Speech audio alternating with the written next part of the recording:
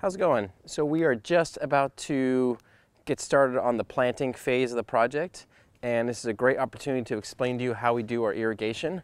So our first step is to lay down a layer of cardboard, which we use as a weed blocker, which eventually will break down. Once the cardboard is in place, then we run our drip line.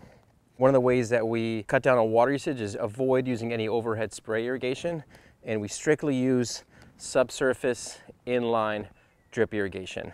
And this has a poly pipe with an emitter every 12 inches. You may have seen in other irrigation styles where there's a little spaghetti line that kind of comes off with a little emitter and a little piece of drip line, which are prone to breaking. The little fittings can pop out, prone to leaks, all kinds of issues. So with this being one piece, there's less things that can break, less things that can get clogged, can get moved, and just making it for a much more efficient irrigation with less repairs, less leaks, and just a much longer overall lifespan of the material. And then we space the lines in a grid pattern every 12 inches as well. And so that does is it basically gives us an emitter every 12 inches in any direction.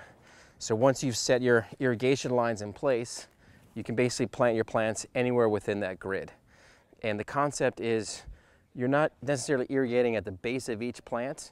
You're basically irrigating all the root system, all the soil in general, with not just having one little emitter at each plant. That also makes it easier to add more plants in the future.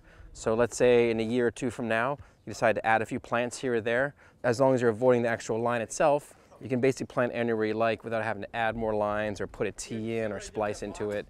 So this gives you more coverage while also using less water overall, and avoiding overhead spray where you're getting evaporation and misting and overspray in the ground.